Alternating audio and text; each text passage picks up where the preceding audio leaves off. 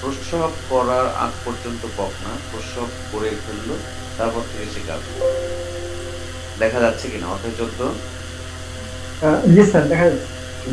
জি sir, দেখা যাচ্ছে। তো আমরা যেহেতু পেটে বাচ্চা থাকা অবস্থায় গর্ভকালীন আমরা অনেক যত্ন নিয়েছি, কিভাবে কি করতে হবে, প্রিকশন যা যা আছে নিয়েছি। এখন বাচ্চাটা হয়ে গেল, বাচ্চাটা হয়ে যাওয়ার পরেই আমরা কি করব? আমাদের প্রত্যেকটা খামারেরই বাচ্চা হওয়ার সময় প্রচুর অ্যাটেনশন থাকে এবং বাচ্চা হওয়ার পরে জাস্ট বাচ্চাটা যদি সুস্থ মতো হয়ে যায়, হওয়ার পর পরই অ্যাটেনশন চলে যায় দুধের উপর পুরোটাই। তো এই জায়গাগুলোতে কিছু কিছু গ্যাপ থাকে। আমরা কি কি ধরনের প্রসব পরবর্তী পরিচর্যা নিতে পারি? একটা হচ্ছে প্রসবকালীন পরিচর্যা। প্রসব পরবর্তী পরিচর্যাটা অনেকাংশেই প্রসবকালীন পরিচর্যার একটা প্রতিফলন। কিছু কিছু কাজ আমরা যদি প্রসবকালীন সময় করি, তাহলে প্রসব পরবর্তী যে জটিলতা আছে এগুলো কম। যার জন্য প্রসবকালীন কিছু পরিচর্যা এখন আমাকে আবার স্মরণ করতে হচ্ছে। পৃথক প্রসব ঘর বা ম্যাটারনিটি প্যানের ব্যবস্থা করা, যেটা আমরা করি না, করা উচিত। রাত্রিকালে বাচ্চা প্রসবে মৃদু আলোর ব্যবস্থা, রাত্রিকালে বাচ্চা প্রসবে মৃদু আলোর ব্যবস্থা করা। ব্র্যাকেটে বলে দিয়েছি লাইট বন্ধ। এটা কি আমরা করি? করি না। যেদিন বাচ্চা হবে, গরুটা একটু উঠা বসা করছে, একটু পেইন ফিল করছে, বুঝতে পারছি যে হ্যাঁ আজকে বাচ্চা হবে, তো সেদিন পারলে যে ঘরটা আছে ওর, এই ঘরের চারপাশে আরো 4-5টা লাইট জ্বালায় দিই বেশি করে।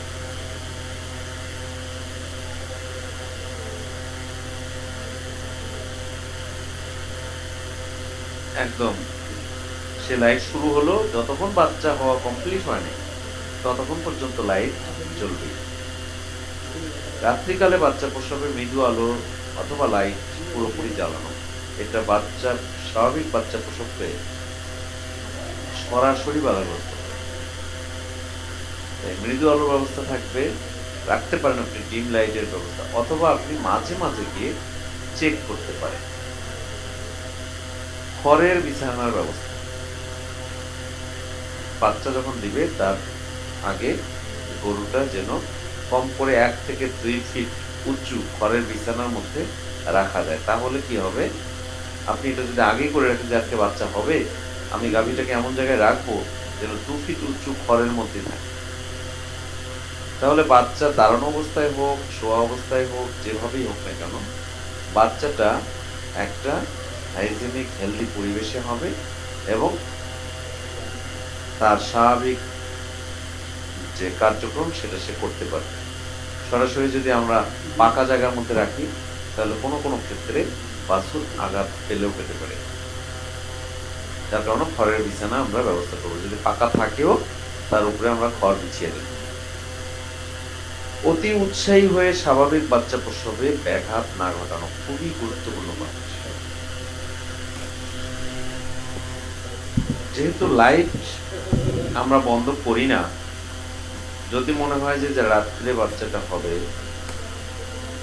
তাহলে আমরা শিডিউল করে বা আশেপাশে যদি কাউকে না পাই, তাহলে শিডিউল করে ছেলে মেয়ে মা বাবা মিলে শিডিউল করে পাহারা দিই।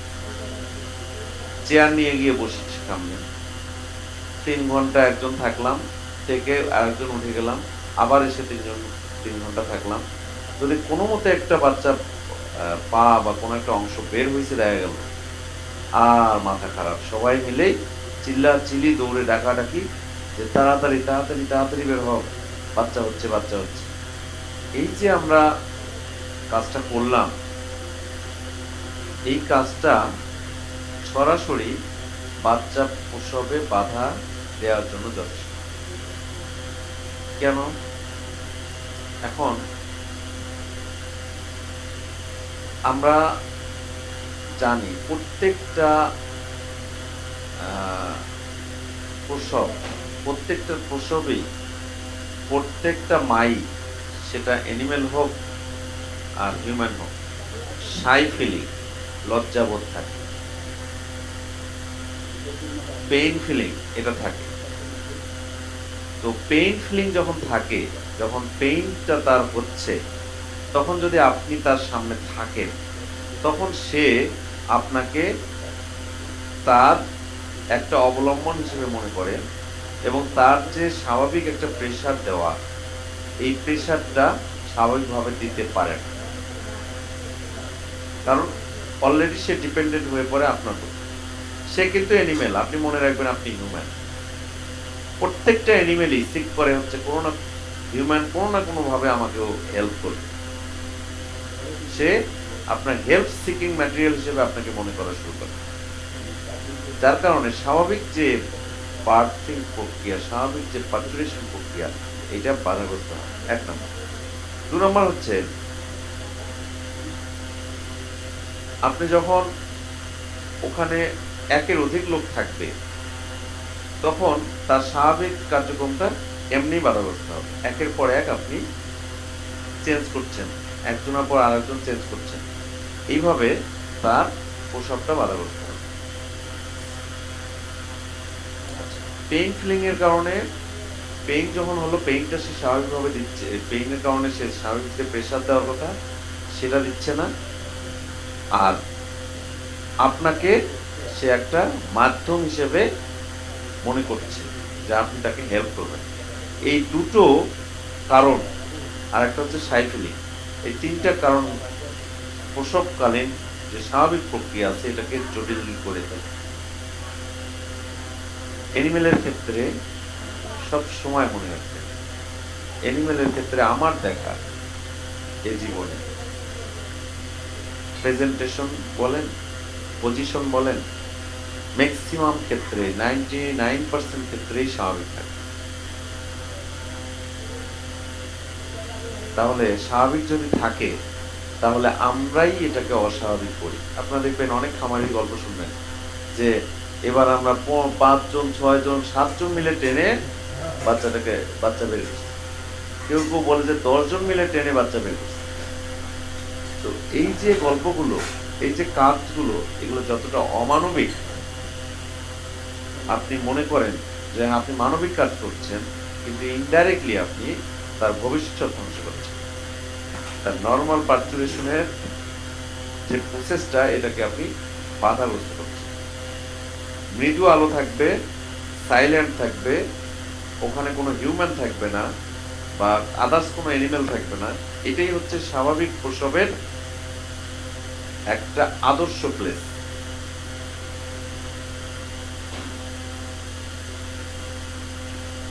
এখন আসেন প্রসব পরবর্তী পর্যায়ে।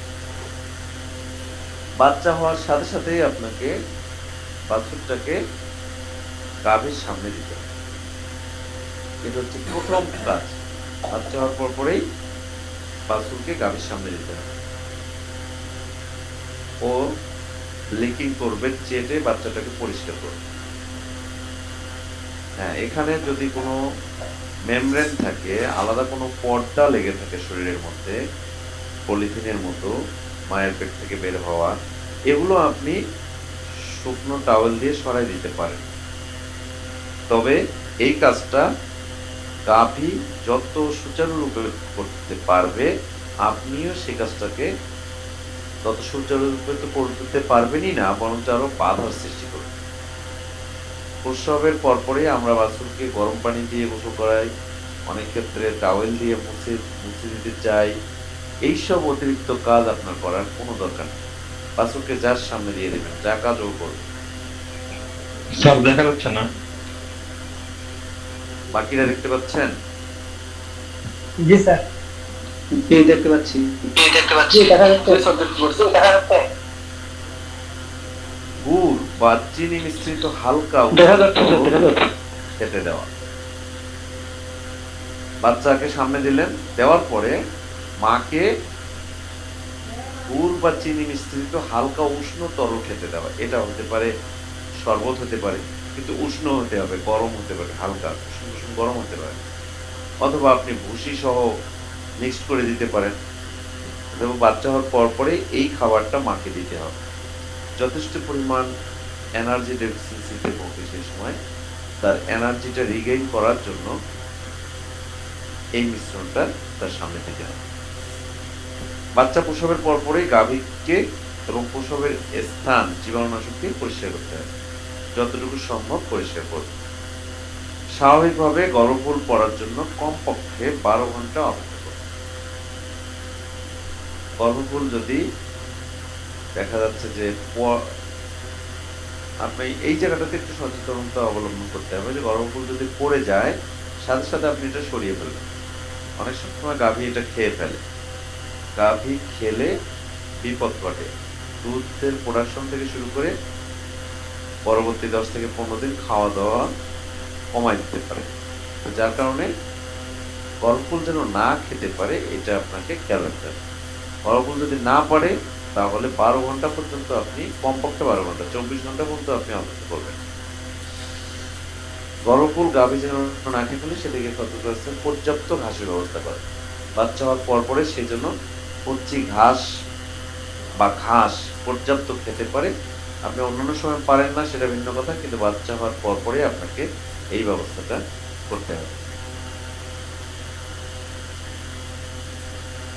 গর্ভফুল যদি 12 ঘন্টার মধ্যে স্বাভাবিকভাবে না পড়ে তাহলে আপনি কি করবেন? তাহলে গর্ভফুলের ঝুলন্ত অংশ কাঁচি দিয়ে কেটে দিতে হবে। এই যে ঝুলন্ত বাড়তি যে অংশটা আছে এটা কাঁচি দিয়ে কেটে দিতে হবে। অবশ্যই কাঁচিটা যেন জীবাণুমুক্ত হয়, এটা আপনাকে নিশ্চিত করেই এই কাজটা করবেন। প্রতিদিন 200 মিলি ইউট্রনিক খাওয়াবেন। কতদিন? যতদিন পর্যন্ত এই ফোলটা না পড়ে। কখনোই হাত দিয়ে টেনে গর্ভফুল বের করা যাবে না।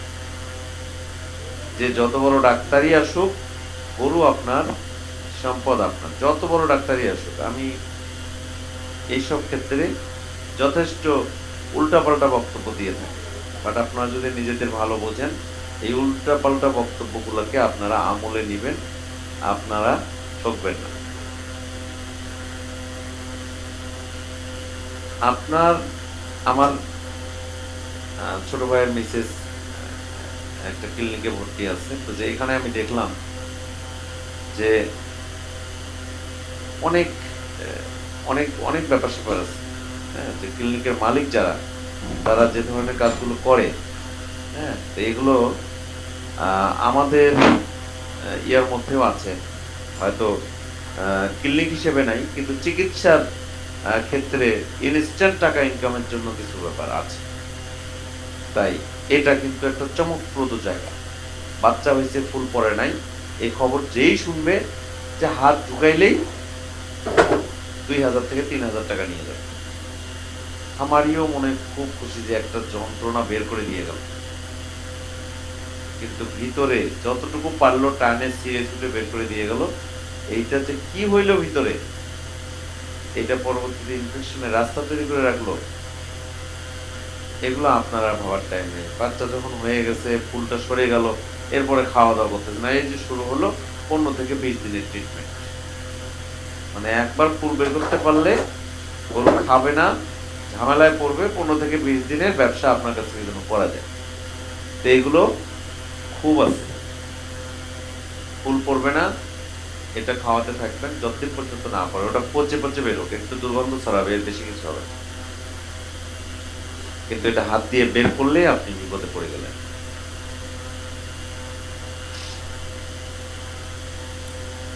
কতবার দুধ দহন করবেন, প্রথম কাজ। এখন ফুলেরটাও চিন্তা করতে হবে আপনাকে, বাচ্চাকে কি করবেন সেটাও চিন্তা করতে হবে আপনাকে। আবার একই সাথে যেহেতু ওলানে দুধ এসে গেছে, আপনাকে এই দুধ দহনও শুরু করতে হবে, দেরি করা যাবে না। প্রথম দিন কমপক্ষে 4 বার দুধ দহন করবেন, দ্বিতীয় দিনও 4 বার, ভাগ করে করে নেবেন সমান ইন্টারভালে। আপনি দহন করবেন হাত দিয়ে, যতটুকু পারেন, যা আসে পুরোটাই। তৃতীয় দিন ও চতুর্থ দিন 3 বার, পঞ্চম দিন থেকে যতদিন গরুটা আপনার বাড়িতে থাকবে ততদিন 2 বার দুধ দহন করবে। এই কাজটা অনেকেই 7 দিন পরে করেন, 15 দিন পরে করেন। 7 দিন পরে গিয়ে দুধ দহন করা শুরু করেন, 15 দিন পরে গিয়ে দুধ দহন শুরু করেন। পুরোটাই রং কনসেপ্ট, এই কাজ করা যাবে না। একজন সফল খামারি হতে হলে যে চ্যালেঞ্জটি আপনাকে অবশ্যই নিতে হবে সেটা হচ্ছে বাচ্চা প্রসবের পর আগামী 7 দিনের মধ্যে পুনরায় হিটে নিয়ে আসে গরুটাকে। এখন প্রশ্ন হতে পারে, বাচ্চা হইলই আজকে আর সাথে সাথে 7 দিনের হিসাব চলে আসলো, যাক না 7টা দিন পরে দেখি যদি হিটে না আসে তখন ব্যবস্থা নেই। এটাই হচ্ছে রং কনসেপ্ট, এটাই হচ্ছে ভুল ডিসিশন। বাচ্চা হয়ে গেছে মানে জরায়ুতে এতদিন যে জিনিসটা ছিল সেটা বের হয়ে গেছে, দ্যাট মিনস যেটা এখন খালি, একে এখন ঠিক করতে হবে যেন 7 দিনের মধ্যে হিটে আসে। অতএব এখন থেকেই কাজ করতে হবে। এইটা না করার কারণেই প্রতি বছরে বছরে যে আমরা একটা করে বাছুর পেতে চাই, প্রতি বছর বছর যে দুধ পেতে চাই, মানে এইটা আমাদের খামারিরা নিতে পারে না। কারণ তারা ডিসিশনটা নেওয়া শুরু করে 7 দিন পরে। এই 7 দিনে যদি ইনফেকশন হয়ে থাকে তো ইনফেকশন 60 ইনফেকশন হয়ে গেল। যদি আপনার সাবক্লিনিক্যাল ফর্মে কোনো কিছু থেকে থাকে তো সেটা ওই 60 গুণ বা 60x হয়ে গেল। তো আপনি তখন আর ওটাকে সামলাইতে পারবেন না, 6 মাস দিয়েও সামলাইতে পারবেন। আজকে সকালে 2টা পেশেন্ট দেখছি, 2টা পেশেন্টের সেম কেস। একটা হচ্ছে 13 মাস বয়স, বাচ্চা দেওয়ার, সে কনসিভ করছে না, প্রতি মাসে বীজ দেওয়া হচ্ছে, কনসিভ করে। আরেকটা হচ্ছে 6 মাস বয়স, কনসিভ করছে, বীজ দিচ্ছে, কনসিভ করছে, মানে বাচ্চা দেওয়ার 6 মাস বয়স। সব দুইটা কেসেই হচ্ছে বাচ্চা হওয়ার পরে তারা ফুল হাত দিয়ে বের করছে, এবং 2টা কেসেই মেট্রাইটিস আছে, এন্ডোমেট্রাইটিস আছে, এর পাশাপাশি নিউট্রিশনাল ডেফিসিয়েন্সি আছে।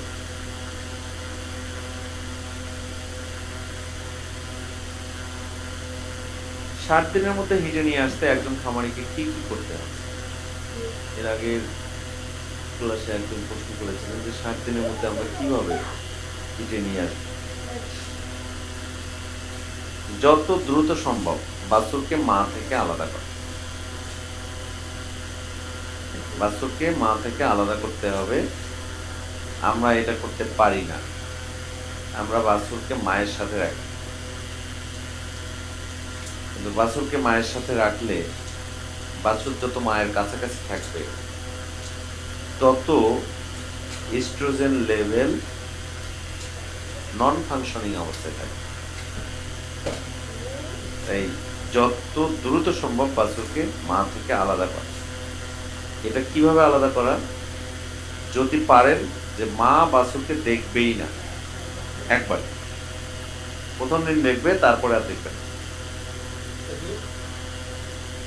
আর যদি সেটা না পারেন তাহলে অন্তপক্ষে দহন করার সময় শুধুমাত্র নিয়ে আসবেন, তারপর পরই এটাকে নিরাপদ দূরত্বে নিয়ে যাবেন যেন মায়ের কাছাকাছি না।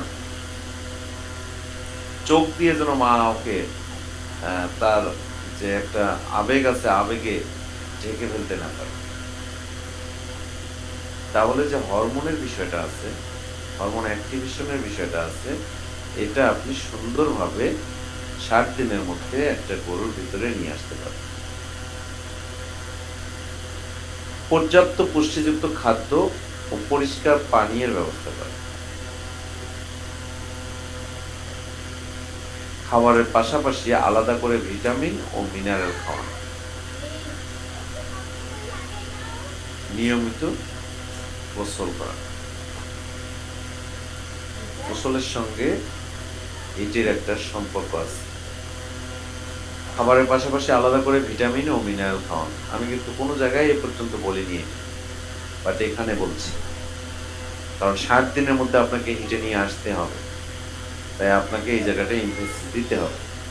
ভিটামিনের মধ্যে আছে ভিটামিন এ, ডি, ই, আর মিনারেল বাজারে কিনতে পাওয়া যায় বিভিন্ন নাম। এই ভিটামিন মিনারেল আবার মিক্সচার হিসেবে আলাদাভাবে পাওয়া যায়, তবে আপনারা ভিটামিন আলাদা নেবেন, মিনারেল আলাদা নেবেন, নিয়ে আলাদাভাবে খাওয়াবেন। তাহলে 60 দিনের মধ্যে আমরা এই গরুগুলোকে হিটে নিয়ে আসতে পারবো। ধন্যবাদ। এই ছিল আজকে আলোচনার বিষয়বস্তু।